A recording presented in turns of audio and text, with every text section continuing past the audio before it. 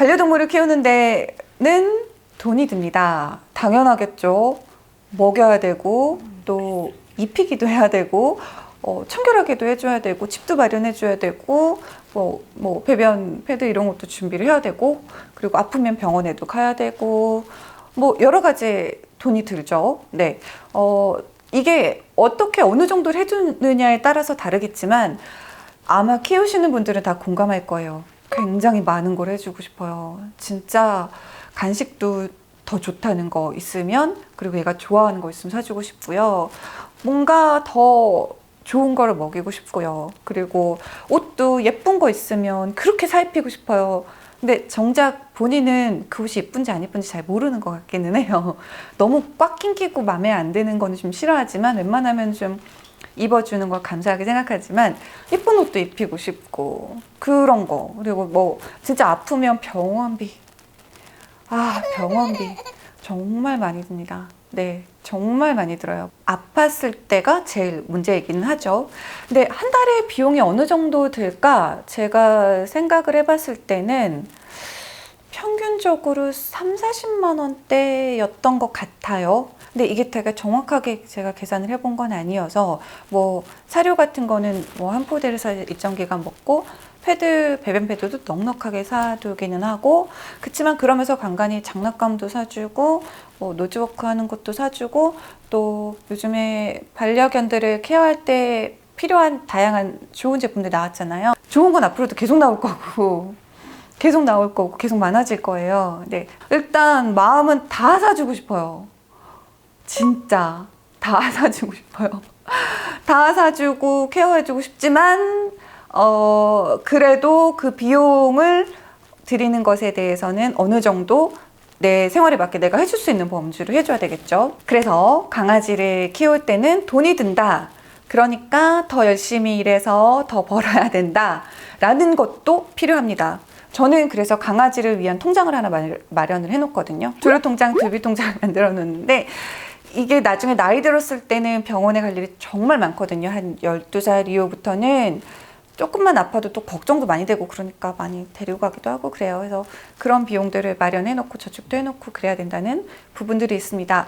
그래서 너무나 사랑하는 나의 반려동물을 위해서 아무래도 돈을 많이 벌어야 된다. 돈을 벌기 위해서 돈을 마련하고 그렇게 하기 위해서 좀 노력을 해야 된다. 이거 조금 삶의 질을 낮추는 걸로 넣어 놓을게요. 네.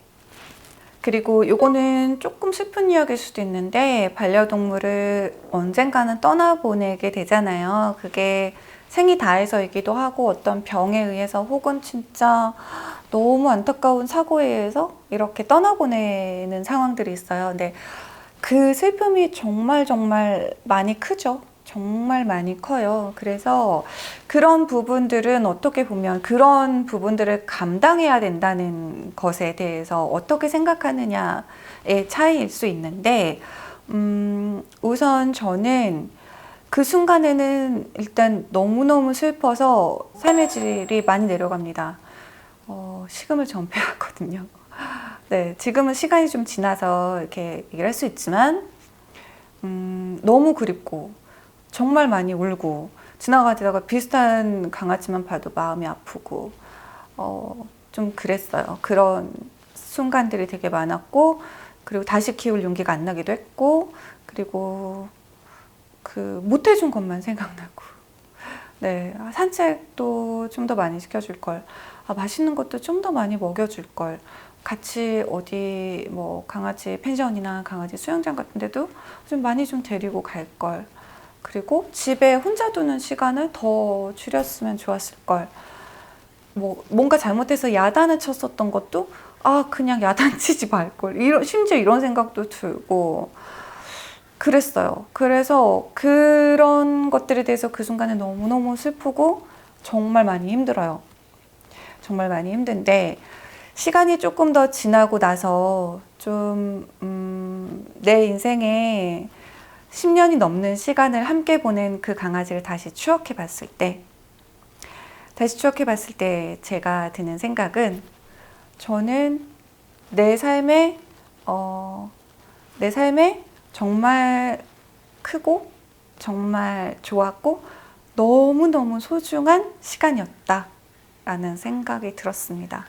이제 떠나보내고 충분히 반성을 하고 충분히 그리워하고 또 충분히 아파하고 이 시간을 이렇게 보내고 나서 제가 하게 되는 생각은 그래도 내가 그 강아지랑 함께 했던 그 시간들이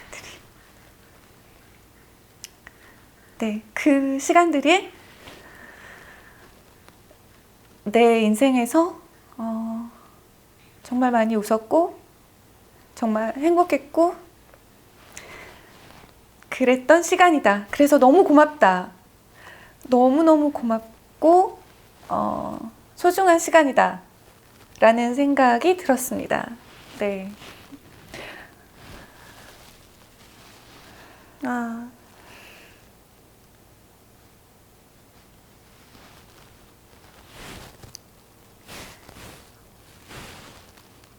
잠깐만. 콧구멍이 갑자기 너무 확 났어.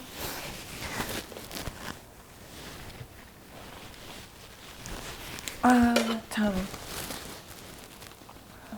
나 엔딩을 좀 빨개져서 하면 안 되는데. 네. 괜찮나? 모르겠다.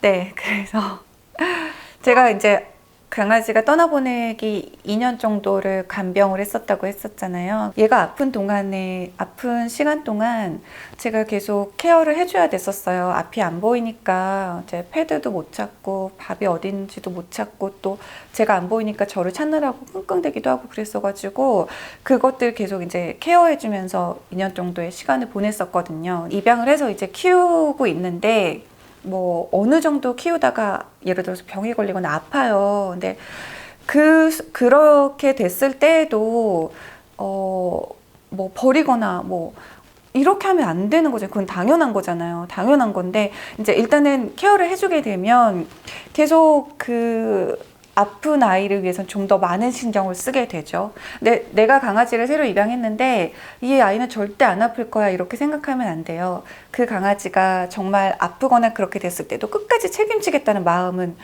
꼭 있는 상태에서 키워야 됩니다. 근데 그렇게 아프게 됐을 때 많이 챙겨주고 그래야 된다는 것을 부담스럽다던가 내가 다른 나의 일상 때문에 그거를 못하겠다라고 생각하면 저는 키우지 않았으면 좋겠어요.